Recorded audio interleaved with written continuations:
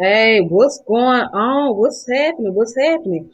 Okay, shout out to my dear brother over here, brother Saeed. I see you. What's going on? I hope everything going well with you. It's been a minute. Shout out to you. All right, so ladies and gentlemen, first and foremost, before I get started, I want to say Happy Kwanzaa. Happy Kwanzaa to all you beautiful people out there. For those of you that are celebrating Kwanzaa, all right. So this first day of Kwanzaa is Umoja. Umoja means unity. When you hear people say a which means what is the good news? Umoja, which is unity. All right. So the reason why I chose the Declaration of the Rights of the Negro People of the World by the UNIA because the whole concept of it is to bring some form of unification amongst African descendant people not only here in America, but also the people in the continent and all over the world. All right. So I'm going to read the information about the Declaration rights of the black people of the world, and then I'm gonna go from there. All right. So if you guys have Marcus Garvey's book, you guys can look up the information in his book as well. The philosophy and opinions on Marcus Garvey. Yeah, you can look that up. It's a lot of stuff that he has written. So you guys need to check that out. Okay. But let me go ahead and get started. Make sure you like and subscribe, hit the notification bell, share the channel, and all that great stuff. All right. So let's go ahead.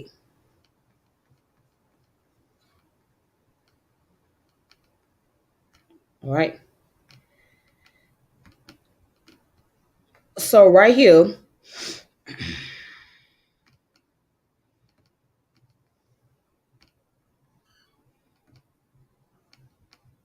So right here, you guys can find this information on historymatters.gmu.edu. Right. And it talks about the Declaration Right of the Negroes, People of the World, the principle of the Universal Negro Improvement Association. So after fighting World War One obsessively to defend democracy and rights of self-determination, thousands of African American soldiers returned home to face intensified discrimination, segregation, and racial violence. Drawn on this frustration, Marcus Garvey attracted thousands of delusioned black working class and lower class followers of his Universal Negro Improvement Association.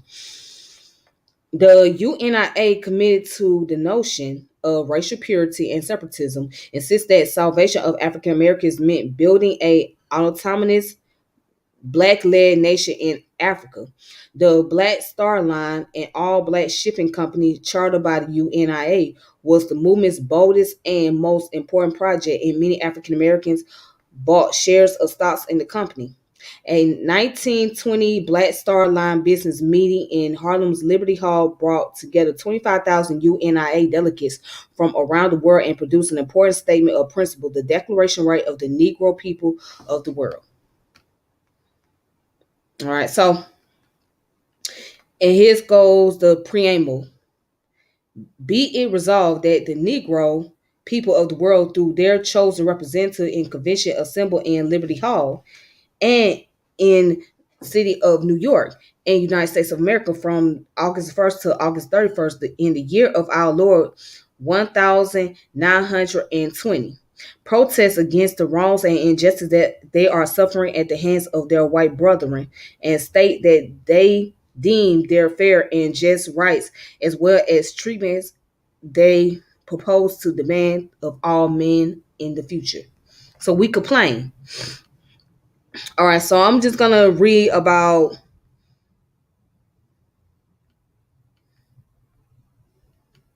All right. Anyway, so let's go ahead and get started. So it says that nowhere in the world, with few exceptions, are black men accorded equal treatment with white men, although in the same situation and circumstances, but on contrary, are discriminated against and denied the common rights due to human beings for no other reason other than their race and color.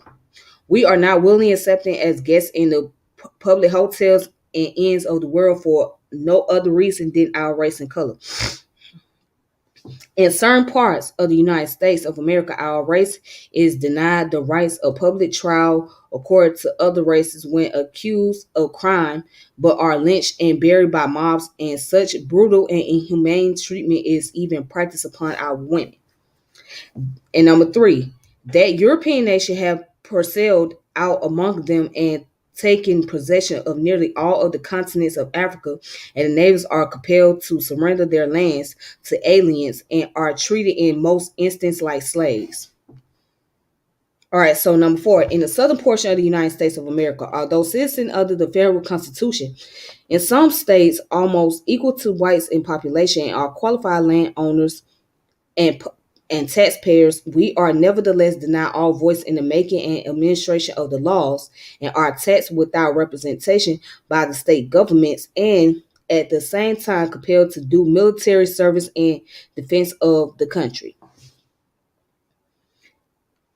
And here's number five. On the public conveyance and common carriers in the southern portion of the United States, we are Jim Crowed and compelled to accept separate and inferior accommodation and made to pay the same fare charge for first class accommodation.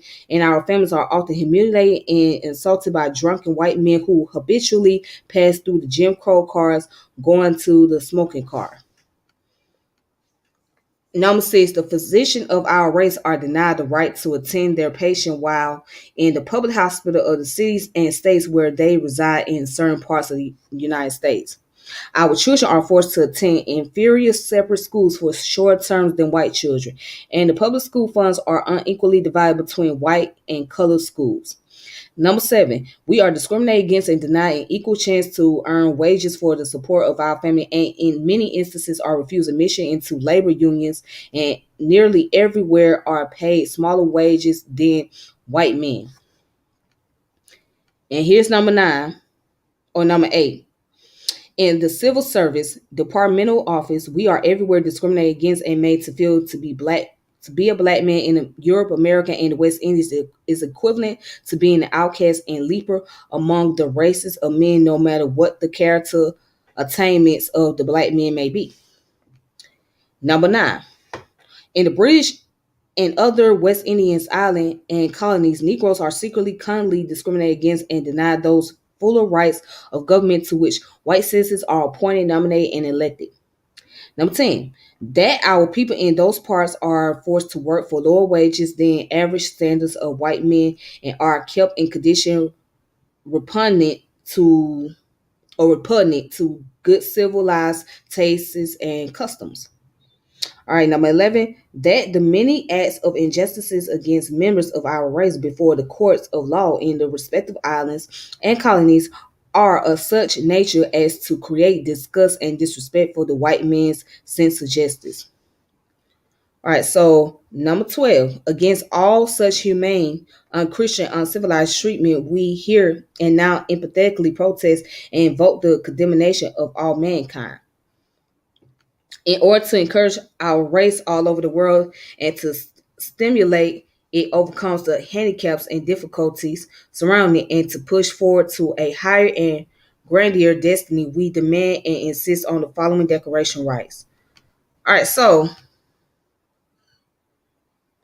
to this day, a lot of that stuff Marcus Garvey was speaking about is still resonate. It still resonate, but in more modern time. All right, so we're not in the Jim Crow period anymore, right?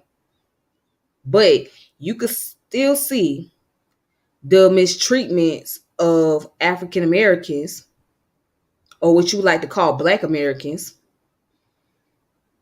and other races. So when I hear people saying that, well, these people weren't fighting for us, fighting for our liberation, etc. Here you have a man that was born in Jamaica. He came to America thinking that he gonna get a better life or get a better opportunity until he really saw what was going on in America, and he put up a fight.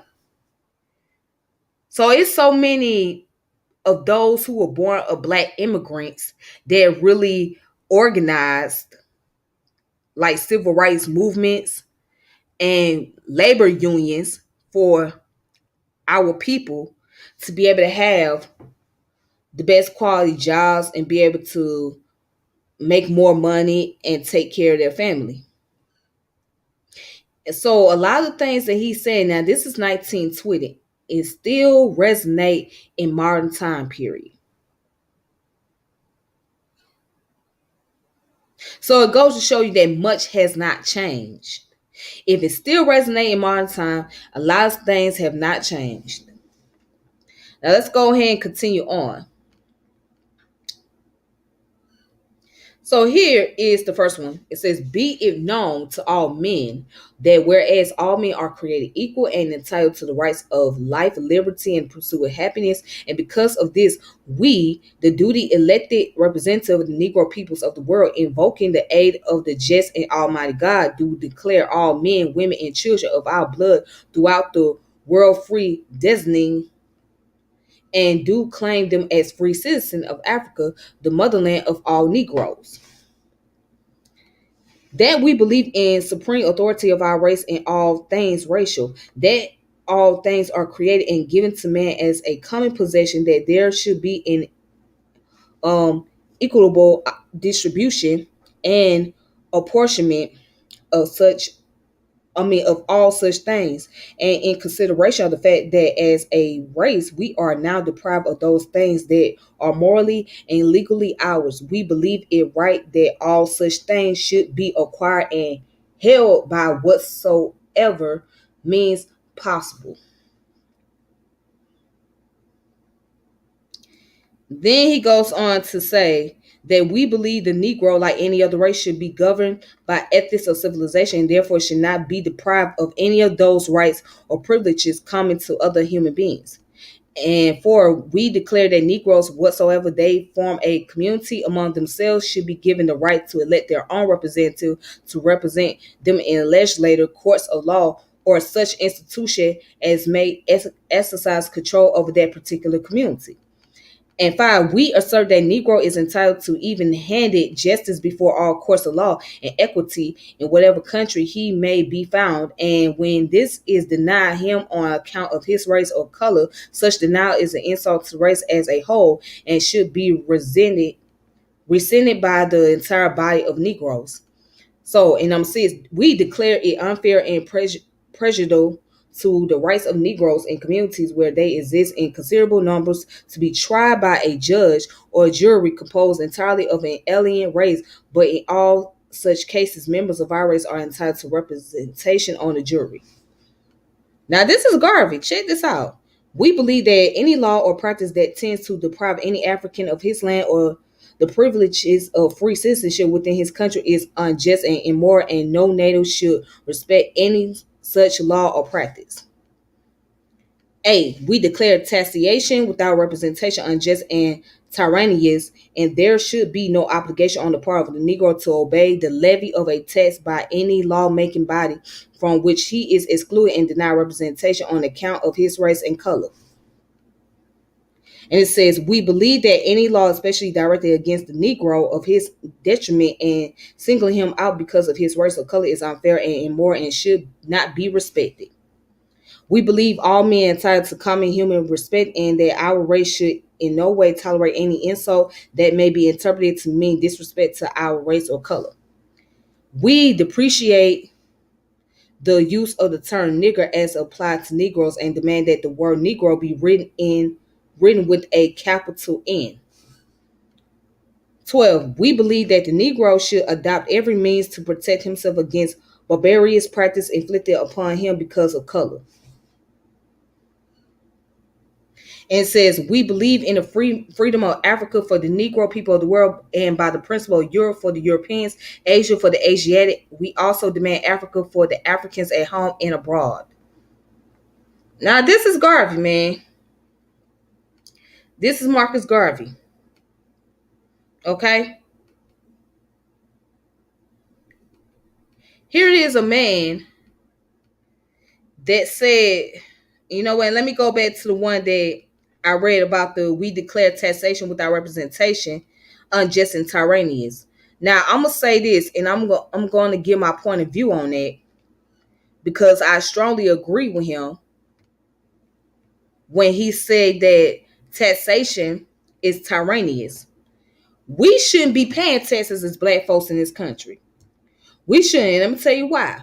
Because our ancestors had put up so much fight and pretty much built this country up with their labor. We shouldn't even be charged with taxes. We shouldn't be told that we gotta pay this extra amount of money just to live on the land that our ancestors had to build for free. Since we couldn't get the 40 acres and a mule, we should be able to get tax credit, right? And we shouldn't even have to pay for health insurance. And if we do pay for health insurance, it should be a lot cheaper for us. Because I mean, they make it cheap for everybody else. Hold on. And if I'm lying, crucify me. I remember one time I made a phone call, right, to get some insurance. And then the operator or the voice recorded said something about if you are like Native American or if you're Alaskan or Asian or something like that, or if you're Native American background or you're some type of Hispanic background, there's some type of qualification that you can get. So I'm thinking to myself, well, damn, if somebody that's Native American background, right, and that's Hispanic background, they get some form of qualification. Why can't that be for Black people? Why can't we get some type of special qualification? Why do we have to pay the full price for insurance? I mean, if these people are qualified to get some type of discount, right? Why can't we not get that? Why we can't get those same discounts? I'm just asking. Because it's like we done did so much for free, right? Our ancestors in this country. And we don't get no type of discount, no type of compensation, no nothing. We get a bunch of false promises. And see, people think reparation is just about money. It goes beyond that. It goes beyond money. Because money don't really mean anything. We should be able to have our own means of production, meaning that we should be able to own land. Right? Not only we should be able to own land, but we should be able to have free education all around. Not just going to public schools. You know what I'm saying? We should be getting a lot of grants, a lot of funding to support our privately owned schools. We should be able to have our own resources. It's basically what I'm saying. But then there's a flip side. Let's just say if you did get reparation, it would look like this. The government give you reparation, but they want to be able to control the means of production that you have. They want to be able to control your land. If they can't control the means of production, then what is good reparation going to do if they can't control anything that you have? I mean, just think about that. Because what we just saw with Biden, and I'm just going to pull this up real fast. I'm finna pull this up while we talking. So we see that Biden gave $55 billion, right? Or declared $55 billion investment in Africa.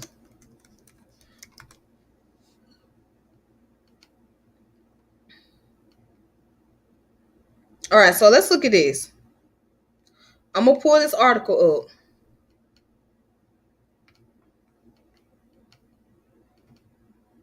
So Biden declares to give $55 billion investment to Africa. But are you really investing into multiple countries in Africa, or is that a way to bring about some type of control of the resources there? Is that the way to bring about some type of control over the resources? Because see, we have to look at this in multiple ways. Check this out. Watch this. Okay, so this comes from Reuters, and it says U.S. says to commit $55 billion to Africa ahead of summit. Watch this. The United States will commit $55 billion to Africa over the next 3 years as President Joe Biden prepares to host U.S.-Africa summit this week and discuss 2023 election and democracy in the continent with a small group of leaders. So it says White House National Security Advisor Jake Sullivan said the United States is bringing resources to the table doing, and you see they got this in the quotation mark, resources to the table, quote unquote. During the summit, adding that the U.S. commitment to invest in the African continent compares favorably to other countries. Sullivan also said Biden will host a dinner on Wednesday night for about 50 African leaders and announced U.S. support for the African Union to join the group of 20 major economies. He will also push for a permanent member from the African continent on the United Nations Security Council. Biden has made trips to U.S. allies in Asia, Europe, and the Middle East since taking office, but has yet to visit Africa since becoming president, and the event will be his most comprehensive look at the complexity of the continent. Part of Biden's diplomatic efforts so far has focused on promoting Western democracy as a counterweight to China, but U.S. officials have insisted the Africa summit was not all about discussing Beijing influence in Africa.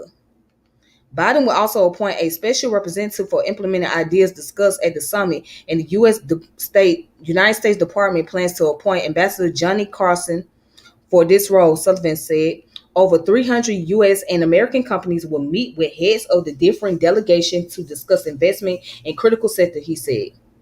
So Sullivan also added the United States would not be imposing conditionality at the African summit to support the Ukraine war. Separately, U.S. Trade Representative Catherine Tai said her agency is preparing to sign a memorandum of understanding with African Continental Free Trade Areas countries to explore work on the next phases of the U.S. African trade relationship.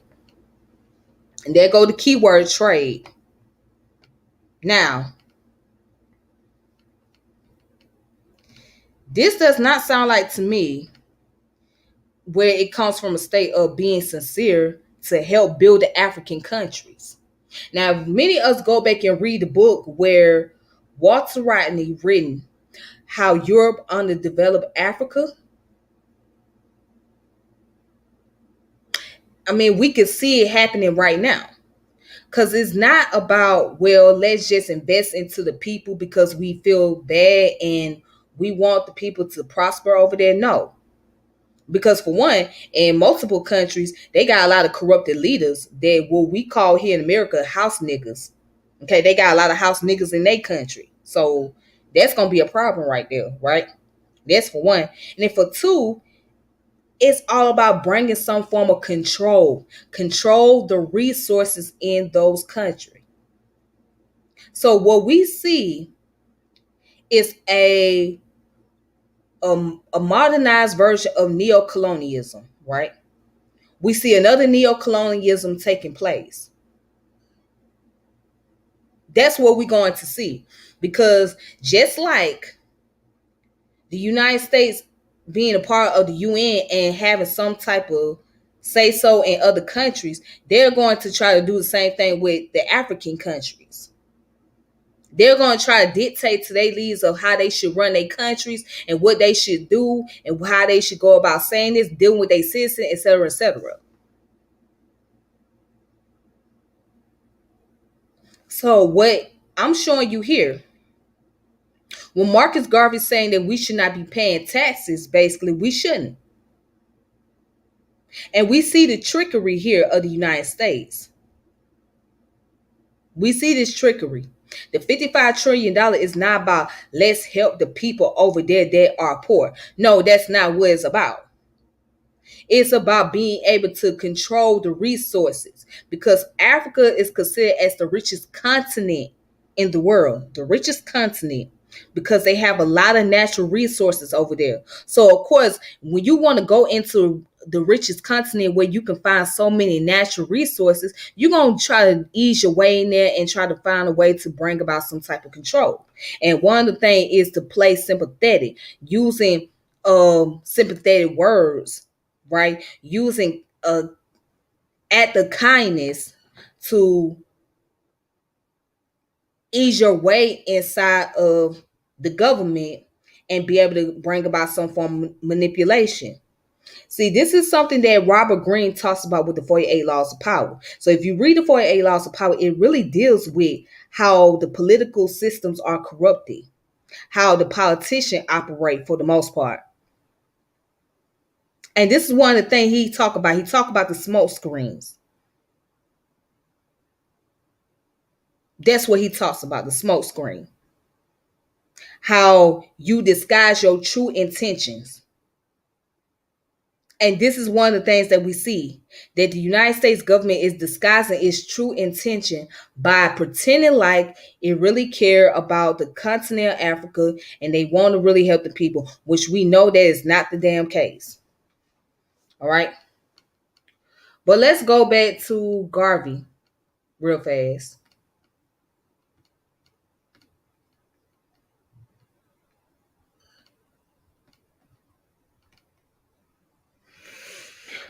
Lord have mercy. All right.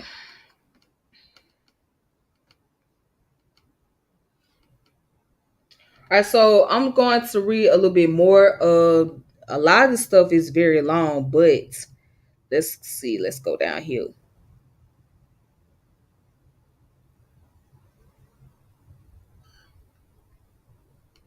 It says, we believe in the inherent rights of the Negro to possess himself of Africa, and that his possession of same shall not be regarded as an infringement of any claim or purchase made by any race or nation.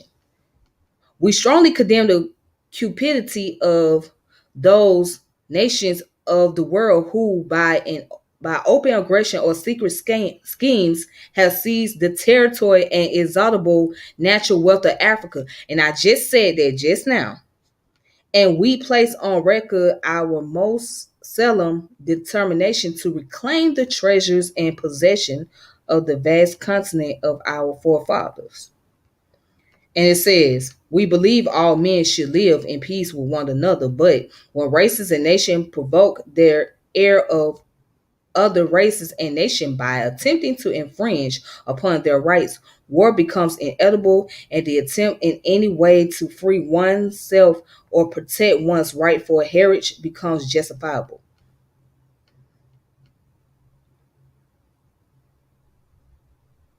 It says, whereas the lynching by burning, hanging, or any other means of human beings is barbarous practice and a shame and disgrace to civilization, we therefore declare any country guilty of such atrocities outside the pale of civilization. It says, we protest against the atrocious crime of whipping, flogging, and overworking of the native tribes of Africa and Negroes everywhere. These are methods that should be abolished, and all means should be taken to prevent a continuance of such brutal practices. It says, we protest against the atrocious practice of shaving the heads of Africans, especially of African women or individual of Negro blood, when placed in prison as a punishment for crime by an alien race. And it goes on to say, we protest against segregated districts, separate public conveyance, in industrial discrimination, lynchings, and limitation of political privileges of any Negro citizen in any part of the world on account of race, color, or creed, and will exert our full influence and power against all such. We protest against any punishment inflicted upon a Negro with severity as against lighter punishment inflicted upon another man of alien race for light offense as an act of prejudice and injustice and should be resented by the entire race. So it says, we protest against the system of education in any country where Negroes are denied the same privileges and advantages as other races. We declare inhumane and unfair to boycott Negroes from industries and labors in any parts of the world. We believe in the doctrine of the freedom of the press, and we therefore empathetically protest against the suppression of Negroes' newspaper and periodicals in various parts of the world and call upon Negroes everywhere to employ all available means to prevent such suppression. All right, so if you guys want to look more into the Declaration of Rights, you guys can check it out on your own time. So, Declaration of Right of the Negro People of the World, the Principle of Universal Negro Improvement Association by Marcus Garvey. And I mean, it's worth reading. It really is. But, it's a lot of stuff that's on here. So, it's over like 54 lists of principles. However, a lot of them is very relevant and it's very logical. So, what we can argue that Garvey was a human rights activist. He was a human rights activist. He was really fighting for the rights, especially of African American. He would be like a more civil rights type of individual. Before there was a civil rights movement, he would be like the civil rights activist because he was really fighting against the oppression of black people, right? And Garvey have not received enough credit for his work, for his dedication. All right. So if it wasn't for Garvey, there won't be no black root what you call it? There wouldn't be no Black Roots organization. Yes. It wouldn't be no Black Roots organization around if it wasn't for Garvey. Or organization like what Garvey had. Because that was a precursor. That was a foundation to open up more doors for a lot of the black organizations that we know of today. Okay? Including them damn ADOS. That is the precursor.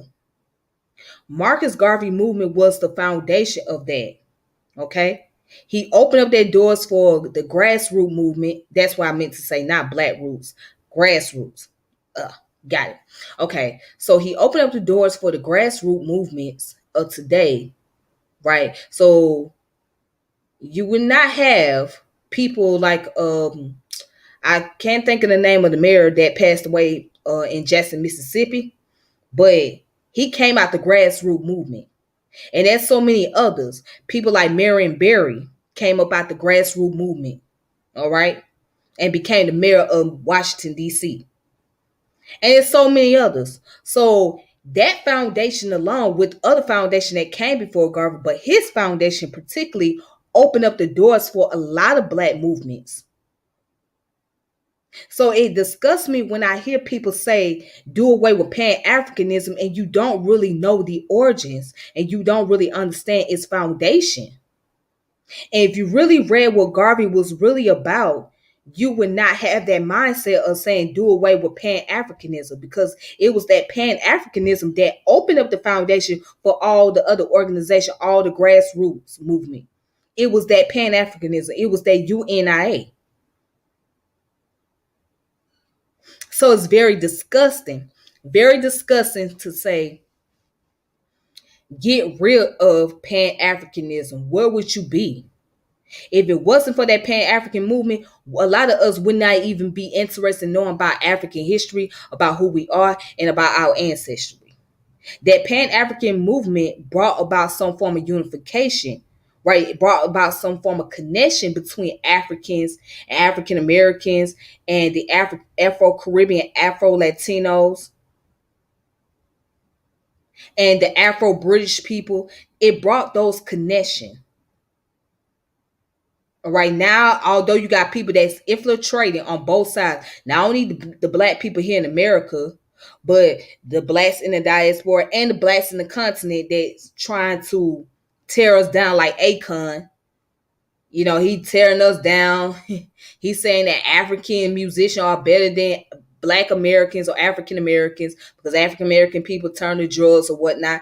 He tried to, his logic is trying to bring down and continue with the dichotomy amongst black folks in general. So you're going to have people like that. But as long as you're able to connect with those who connect with you and they are like-minded and that's on the same path,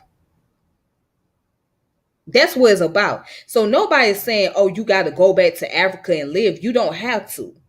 But just know the ancestry. Just know the history. It's not a requirement that, hey, you got to go back to Africa and live. It would be nice if people take a visit there and be able to learn more and learn a little bit better. But you don't have to. It's not a requirement. But just know about your roots and know that you can connect with people. You don't have to just connect with those here in America. You can also connect with those outside of America. Regardless of your cultural differences, see, we allow cultural practice to separate us. Hell, we got cultural differences here in the United States, right? We got cultural practice in the South that's different from how it's practiced in the North, in the East Coast, West Coast, and the Midwest area. All right. And even within the South, there's different cultural practice within the South that's taking place. That's not very common, right? So we can't sit back and allow cultural differences to bring the dichotomy of black folks collectively. We can't do that. So again, that's what the foundation of Pan-Africanism is. So you cannot do away with Pan-Africanism because that's what connect you to others. That's what connecting our people. That's what brought our people here to become immigrants. Okay. Thank you, Norman. His name is Chokwe Lumumba. Thank you. Thank you so much. That's his name. Yes. Chokwe Lumumba, right? He came about the grassroots movement. All right. Now his son is a mayor now. His son has taken over. But if it wasn't for the grassroots, he would not be there. Okay. But what I'm saying is, once again, it's the Pan-African movement that allowed us to connect with each other as a people. That brought Africans over here to America to be around other blacks. It brought the Haitian people over here, right? More and more Haitians, the people from Trinidad, etc. And we sit here and we say that, well, what did they do? What role did they play in civil rights movement? They played a lot of roles. They played a major role. So, the people that was discriminated here as far as black people, it wasn't just African Americans, people who had ancestors that were born here in America or that were enslaved here in America, but it was also those who were immigrants that came here looking for a better life. They was facing some harsh discrimination as well. So when we look at the labor unions, right? When we look at the labor unions, we will see that you had people from the background of Trinidad, you had people from the background that was Jamaican, that were Haitians, that played their role in the labor unions to make sure that our people can be able to work. If that's not unity, then I don't know what you call it. So that's a serious detriment when you got this party over here that's trying to create dichotomy and the party over there trying to create dichotomy. You know what? You're hindering yourself. You cutting your networks. You talking about you need allies, but how can't you have allies if you cutting them off? Make it make sense. Akon is a tribalist. Tribes are real. The problem is tribalism. Yeah, tribes are real. We know that because we're consist of multiple tribes. Okay, we are an admixture of different tribes. So yes, tribes are real and tribalism are real. But at the same time, you can only get so far with tribalism. What are you gonna do when you got corruption going on in your country and you got problems with your leaders over there? Tribalism is not going to do enough. It's not going to stop the corruption. The people that's even living over there in the continents, they're not focused too much on what tribe they come from. Yeah, they know that they come from a maternal lineage that's of this tribe or a paternal lineage of that tribe, but their main focus is trying to get resources and trying to survive and trying to overturn those corrupted leaders in their country. That's their main focus. They're not worrying so much about what tribe you come from. And I know this from my communication with those Africans over there. They're not worried about, well, if you from the Yoruba tribe, we ain't fucking with you, Igbo tribe. They say, no, their main thing is how we gonna get these corrupted ass leaders about the office? How we gonna be able to have some type of resources for ourselves? How we gonna be able to feed our family? So you can only get so far with tribalism. It's not gonna do enough. It's not going to do it. No, it's not going to do nothing. Even with the ADOS and FBA want to engage in trial, that's not going to do nothing either. That doesn't help. That doesn't help to solve the problems. It makes you look crazy. It makes you look like a damn fool. It makes it look like you don't have any sense. It's not going to do shit. So you can sit here and say, I'm a descendant of a slave, I'm a FBA, or I'm a Pan-Africanist, or this, that, and other. But if you cannot put it together to bring about the issues that's going on within your community or within your country, it don't mean shit.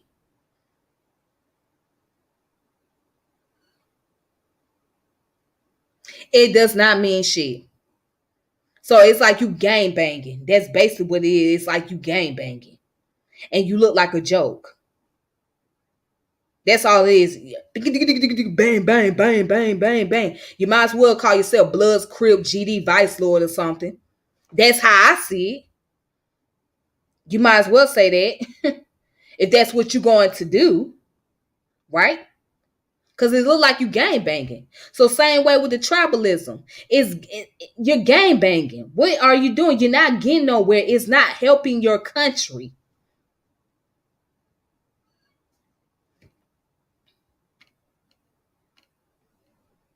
Not only he a tribalist, but he full of shit. Akon full of shit, but that's a whole nother topic in itself. But yeah, that man full of shit.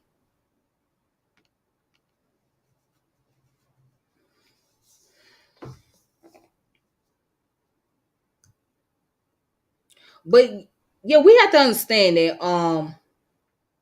I understand why some people may not agree with Pan Africanism. I understand. I get it. I understand why some people may not agree with Pan Africanism, and that's fine. But just know this: that was the foundation to the grassroots movement. It was the foundation to open up more opportunity for blacks to organize more, to connect with other people outside their own regions. Just know that. I mean, there was people that came before Garvey that did it, but as far as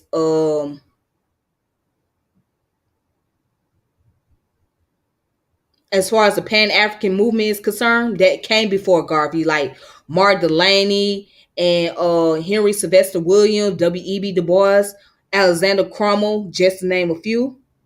There were those who was there, but it was Garvey, UNIA, that opened up their doors, that really opened up the door and said, hey, let's take on this opportunity. So he extended further. He didn't call himself a Pan-Africanist. He was a black nationalist. However, he carried on the Pan-African ideology without even knowing that. Because he wasn't on good terms with W.E.B. Du Bois at all. But he carried on that ideology to connect with other black people. So by him starting the UNIA, that opened up doors for everything else.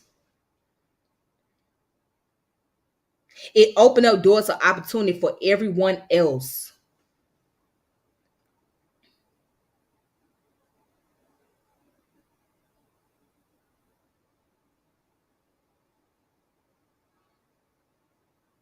Period. But anyways, you guys, that's all I have to say. And I really want to thank y'all for coming through. So shout out to the people in the chat. Shout out to my dear friend Saeed. Thank you for coming through, brother. I hope you having a good time and enjoyed yourself out there in Gambia. So y'all need to check out his channel. His channel is called Happy Companion Pan African Travel TV. So he does a good job with he's in Africa right now currently. So he's taking people around the tour Africa of Gambia and talk about the culture and whatnot. So you guys need to check him out if y'all get a chance. Shout out to Big Cree Money. Thank you for coming through, bruh. Shout out to Lion Times Baby. Thank you for coming through. Shout out to Norma Richmond. Thank you for coming through.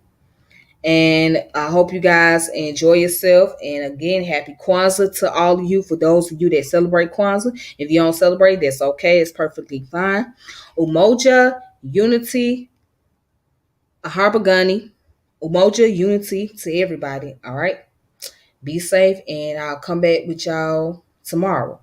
All right. Peace.